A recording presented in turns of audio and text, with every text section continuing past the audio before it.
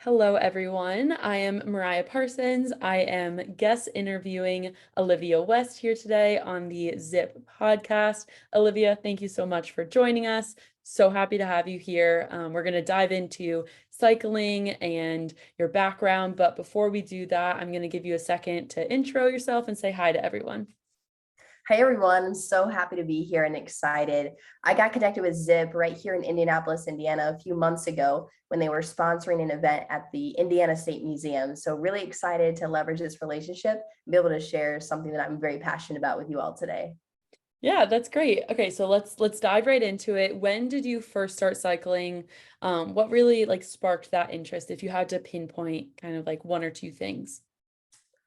I would say I first started cycling, really early on in my childhood. I remember that my mom got me a bike when I was very young, and we were in the driveway trying to teach me how to ride it. And I got frustrated and I said, Mom, I don't need your help anymore. And then I just pedaled off into the sunset. So So it was a really, independent. I'm sure she loved that. Yeah. yeah. So it was a really great memory that, I didn't want her help anymore. I just wanted to go pedal and do my own thing. But fortunately, that was the point. And so I've always had a bike growing up. And when I was much younger, before I had my driver's license, I would actually ride my bike for transportation to school. So I just lived Mhm. a few miles away from school, from the middle school I attended, as well as the high school. So I would ride the bike out there.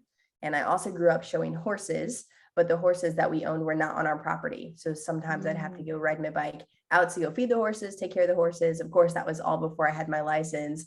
Life Yeah. changed a little bit once I had access to a car, but that love of cycling persisted. Yeah. Yeah, that's wonderful. So when did you start cycling? I believe, was it about a year ago? Am I right in that? Or Yes, yes. So okay, I started cycling more, I like guess, competitively. yeah, competitively and seriously, actually just earlier this year. So Okay. 2022.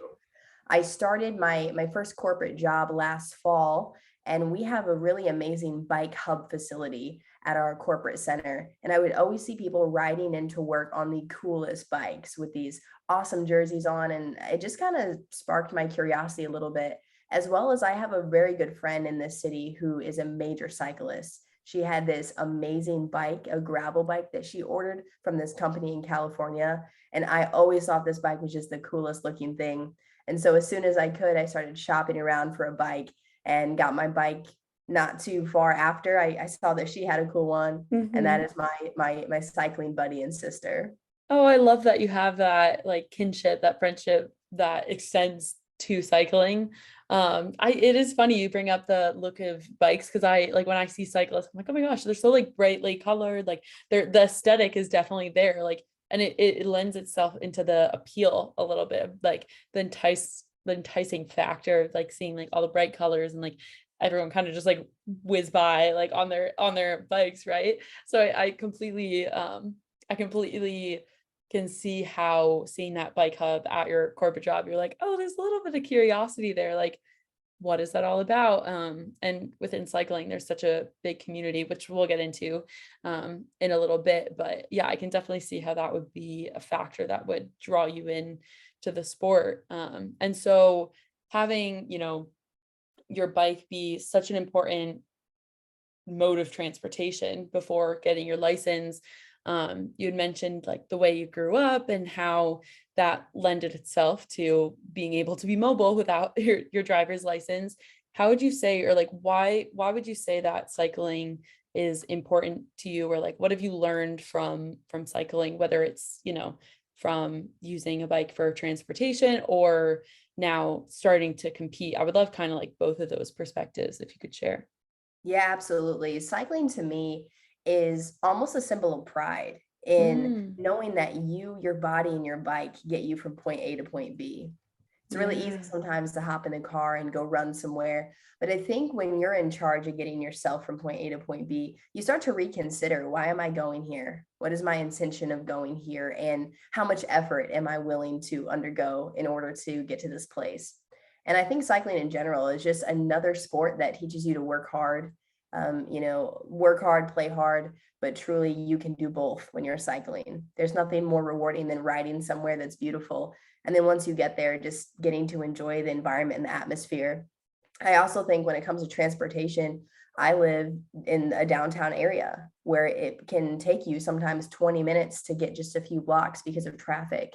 But when you're on a Mhm. bicycle, of course, you have the bike lanes, and maybe you can cut on side streets a little bit easier than when you're in a vehicle. And it's really caused me to rethink, what does transportation look like, and all the different options and modes of transportation that we truly have.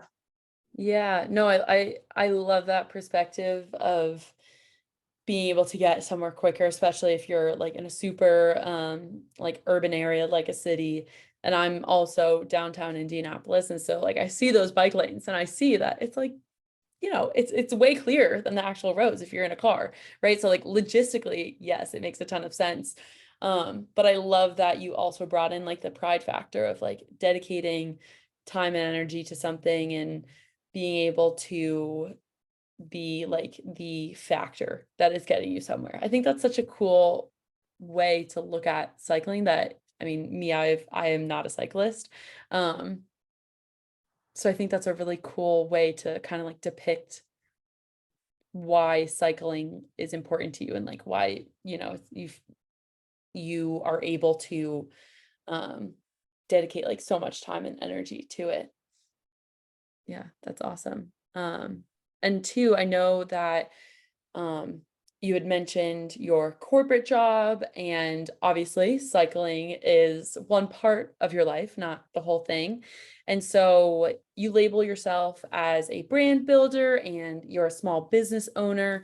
So, can you tell us, like, first tell us about that? Just like give us some background. And then, how do you think like cycling feeds into that? Like, for me, exercise has always been a way of de-stressing or like getting my mind off of something or a way to work on myself. So can you give us kind of like that background and then how cycling fits into that other aspect of your life? Absolutely. Well, busyness is the norm, right? Busyness is the Hmm. standard, being booked and busy and having to go here and there, hopping on a lot of meetings and always, corresponding with others is kind of the norm for me. And so between having my full-time job where I'm a brand builder at a large corporation and we get to serve, thousands of people around the world, to the small business that I own, the speaking company, where we teach public speaking courses and help equip people with the gift of gab. It is a way for me to just find balance and find something that's for me. It is just a beautiful thing when it's just me and my bike and the road, and it can just truly take you anywhere that you'd like to go. And I think for me, it's an area where it's a part of my self-care. It's a part of taking care of my Hmm. mind, my spirit, and my body. And I think ultimately our career will only ever be as healthy as we are. And so it's incredibly important that we invest in self-care, whatever that looks like for you. For me, it's cycling. For me, it's attending community events. But for me, it's also doing a really good job at work and a really great job on my business. Yeah, I love that. What you said is like our career is only as healthy as we are. I that's a um I think like anyone that is listening would agree in that it's like, oh yeah, obviously, right? Like you need to be able to flourish in all areas of your life at the same time. And I mentioned this when I interviewed Mario, who's also part of this podcast episode, is I was a collegiate rower. And so for me, mental health, physical health, very intrinsically related, very interwoven, right? And so the career aspect, the self-care aspect, making sure the physicality, making sure that all of those are thriving at the same time to then kind of create that like cyclical relationship is something that I think many people, whatever categories you're putting in for your own life would relate to. And um, I love that you have found like cycling to be that self-care aspect. Was it always, I'm curious, was it always like that? Like you just found like cycling and it was like that. You're like, oh, this I know. Like I'll never be able to go about my daily life without it. Or was it kind of like a slower realization? Yeah, that's a great question. I think for me, cycling is something that I kind of grew more into. As we were talking before the podcast, I was sharing a little bit about my childhood and how I grew up showing horses. I grew up showing pigs, and I grew up playing basketball a lot. I was born and raised in Indiana, so that's kind of the epitome You of check them all off the box. Yeah. exactly, exactly. But when I moved to a more metropolitan area, I didn't have those things anymore, right? I wasn't on the farm anymore. I no longer played basketball. And so I needed to find something else. I needed to find something that was, I think, first of all, economically friendly, something that's not going to cost me a whole lot of money. And if you're Yes. looking for that, definitely don't get into horses or pigs, but maybe you can get a bike. Um, and so truly it was just a sport that was open, it was available and accessible to me, and that's why I started cycling. And then I think within that, after I started, I was able to make it my own. I love that you brought up that accessibility factor because I know the Momentum Indie team that is hosting the Major Taylor ride um, this year in Indianapolis 2022, and who is working with Zip on this podcast. Zip is a sponsor of that ride, right? All these relations. That accessibility factor of cycling is what they're really tapping into, and all the community work that they're doing currently, it really emphasizes that, like, hey, most people are traditionally taught how to ride a bike, but even if you aren't when you're growing up, it's never too late to learn, right? It's like low impact, even if you're on the older side, on the younger side, there is a point of entry that is like pretty much meant or could be for anyone, if you want to try it out. And so that's one thing that I myself, just helping the Momentum Indie team, really admire is that accessibility of the sport, and they're making that so well known, because I think it's easy, like anything, to see like a cyclist or a group of cyclists on the road and be like, oh, like they look so professional, like they're so put together, like it's probably like I wouldn't know what I was doing. It's like starting anything for the first time, right? But that point that you brought up of like it's accessible. Like you don't need a ton of expensive equipment. You can store your bike like either inside or outside, right? Like it is just the bike in your body, which for sports, that's a pretty good ratio of like equipment to yourself. Is just like one thing and you're ready to go, right? You have all the different things like your helmet and like chains and shoes and stuff, but that solely needing that bike is really, really I think a great low barrier of entry for people to get into cycling. Yeah, absolutely. And also, as we think around, diversity, equity, and inclusion, sometimes there is kind of, a large barrier to entry in some sports. But I mean, truly, I don't ride a very expensive bike.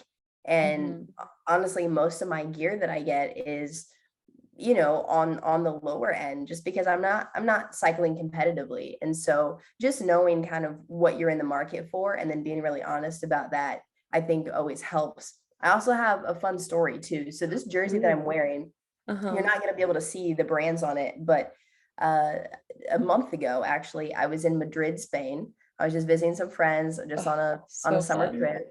Yeah, it was amazing. It was awesome. And this was one of my last days on that trip. And we were downtown Madrid, and we went to this thrift shop.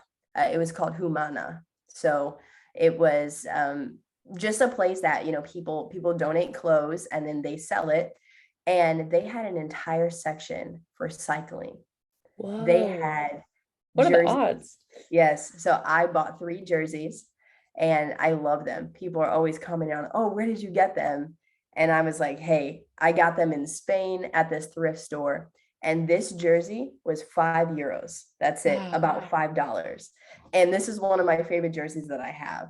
And so this is something, I mean, this is a story in itself. Hmm. And that was so exciting for me. One of my last days in Spain, to run across this thrift shop, and they just happened to have cycling gear. And if I would have had another bag, I would have stuffed that bag and brought it home. Yeah, no, oh my gosh, thank you for sharing that. I was gonna ask about the jersey, so I'm glad that it naturally came up.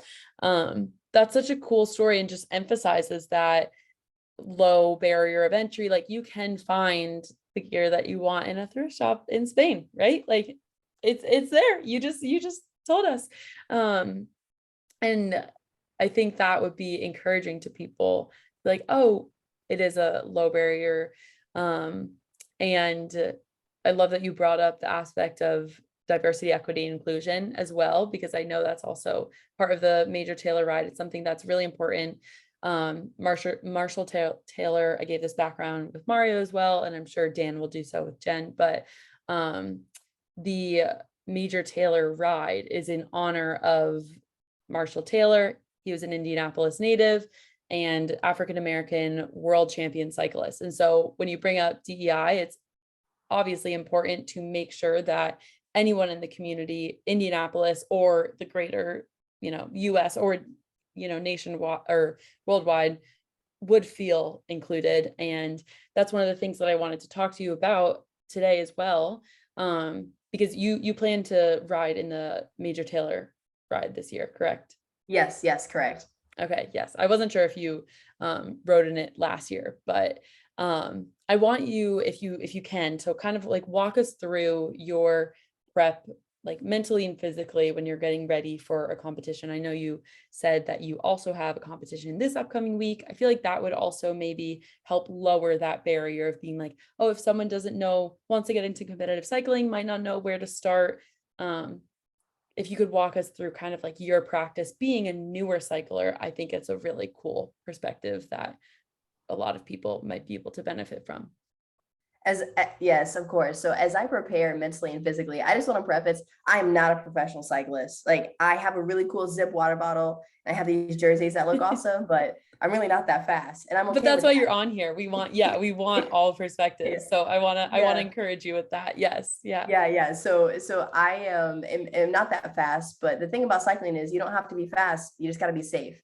And so whatever that looks like for you, whatever speed that looks like for you, I would say for me, obviously I check my bike mechanically, be sure both my tires got air in them and that my gears work. And then all the time that my two lights are charged up in case, I'm out after dark or, when the sun is setting. And then of course, get my helmet on and, get gear on, be sure that I have a small repair kit in case anything happens and that my phone's charged. So if anything really happens, I can call my friends to come pick me up. But I would say mentally, just taking a moment, having a mindful moment and, what are my intentions for this ride? Am I going to go fast? Am I going to go far? Where am I going? For example, on Saturday mornings, I really enjoy riding to the farmer's market. And so when I go to the farmer's market, chances are maybe I'll cycle a little bit slower because I'll probably have a backpack on so I can get all my goodies and bring them home. Yes. Yeah. When other times, maybe I'm going to do some cardio. So I'll ride a little bit longer. I'll ride a little bit faster where I'll only have my necessities and water bottles on me. So I would say for me, just taking a mindful moment, which I do really before any activity, whether it's cycling, whether it's going to work, entering into a meeting, just really connecting my thoughts with my body and setting the intention of what am I going to do? I love that intentionality and that you bring it outside of cycling as well. Because I think it can be really easy just to like we were saying, be busy and go through the actions. But I think there's an added level of I don't know if maturity is the right word, but added level of, I guess, like internal respect that you're giving yourself when you're intentional. And so I love that you take that practice, yes, in cycling before going to a farmer's market versus doing some cardio, but then that you also carry it outside. I think that's a really cool perspective. And so with that, that preparation for races, when you're then looking at cycling and thinking about getting into how you got into the sport, how you saw like the little bike hub or not little, but that bike hub at your corporate job, what has it meant to you to kind of have like that community aspect? How has meeting Dan at the museum and all that kind of influenced your perspective on the sport? Yeah, absolutely. Community is everything. No matter if you're working, no matter if you're playing, community is truly everything. And so I think for me, I leverage the community to learn, right? Getting into the sport, I didn't have, a whole lot of friends into it. I had my one friend who has her great gravel bike and Other than that, though, I didn't have, true subject matter experts around me. So I use that community to continue to learn about the sport, to learn about the possibility and the excitement around everything that we're able to do. So I would say primarily I use the community to learn. I would say right now, historically, I don't do a whole lot of community writing because I feel like a lot of my life is really involved and intertwined with people all the time, that sometimes I actually use my bike and cycling to escape, an Yeah. area that I can just have for me. But riding with a community or riding with maybe just one or two other people is a lot of fun. That's historically not been my approach, but everyone has their own kind of regimens on how they like to ride. But truly for me, it's conversation. Whenever you're talking about something you're passionate about, the conversation is just amazing. Mhm. I met a Zip representative at that museum that day. That was the first time I'd been to that museum. It was the Yeah. first time I interacted with the brand. And now I'm more likely to go back to that museum, right? I carry around my Zip water bottle every single day in the office, and people ask me, what is Zip? And I said, well, let me tell you about it, I got a story for you. Yeah. Yeah, yeah. It's like, I have a story for you. And then they ask about, oh, do you have Zip tires? And I'm like, not yet, but they are amazing. And if I obviously ever got into racing, it would be my first choice, right? Mhm. As a marketer, as a brand builder, I really value those interactions and sponsorships that Zip has in the community because those are meaningful. They've been meaningful for me, and I know they've been meaningful for this wider community. Yeah, I love that you bring in the expertise that you have in marketing. And right when you said that you're like, oh, I'm more likely to go purchase their tires. I'm also in marketing for my job, and like retention and brand obviously is really important for me as well. And that's what I work to perfect with my job, but just in my personal life. So that definitely resonates, is like, oh, those sponsorships, the people that are going above and beyond for the community and for things that they really believe in. It makes me want to be a part of that community with, Zip and um, just the greater cycling community as a whole. And I love that you brought up that you sometimes use cycling to get away from like a community and just be at one with yourself. And I know that's part of the reason that we wanted to have you on this podcast, is because we want to have representation of all different perspectives and like how you can use cycling to enhance your life. And I think I'm so glad that you kind of touched upon that, because I think it can change for any person, right? And like it can even change individually. It's like one day you need it for community and you go like ride with other people. One day you need it to be individual, and that's completely fine. It's just like your needs of that day. Um, so thank you for sharing that. I think that's amazing. And as we're talking about communities, and you said even if it isn't in cycling, but it's just more general, like that's where you get your energy from, is those community events. What kind of impact, like what motivates you to engage with the community? Like what impact would you like to have either on the cyclist community or just any community that you're a part of? When I first moved to Indianapolis, it was about a year ago. So I guess a year ago in July. And I remember I had just settled here. My kind of friends and family who helped move me in had since returned home. And I was on the eve of starting my first job post college. And I was strolling around the city, and I actually rode my bike. That was one of the first things that I got when I moved to Indianapolis. I I stumbled upon this small park, and I remember just having a moment where I was sitting there reflecting, and there was this awesome wooden bench that said, you know, something along the lines of, I don't remember it verbatim, but when you enter a new community and you're looking for a new community, don't forget that you're also creating one yourself. Ooh, I And love that. that, yeah, absolutely. And that really spoke to me, as in, I'm new to this community, but me coming to the community, I'm adding something to it, and I'm also creating one. And a year later, I can honestly say both of those things happened. I was not only able to engage in the community that already existed, but I was able to bring my own spice, my own flavor, my own value to the community that I've created. And so that's something that I think, no matter where I'm at, no matter if I'm at work, if I'm running my business, if I'm cycling, I hope that I can be a beacon of light and inspiration for all who engage with me. Yeah. No, I'm gonna take that with me. That's a great saying. And now I want to like find that bench. Do you remember what park it was at by chance or Yeah, no? yes. So that is at the Idol. So Okay. that's in Indianapolis. It's right in between Fletcher Place and Fountain Square. So it's a great place. You can pull it up right on your map, and it's Yeah. right when you're walking out to the main viewing area. It's on a small wooden bench on your left-hand side. Oh, wonderful. Oh my gosh, I love how you painted that. Like I'll know exactly where to go now. Um, that's phenomenal. Okay, so then we have one question left. This has been so incredible. If you could give someone who wants to get into cycling but perhaps a little bit hesitant some advice, what would you say to them? If you want to get into cycling and you don't know where to start, I would tell you to go to the bike shop nearest you. Go to the Mm. bike shop and talk to those people. They are the absolute experts. Chances are they've been living and breathing bikes for a very long time.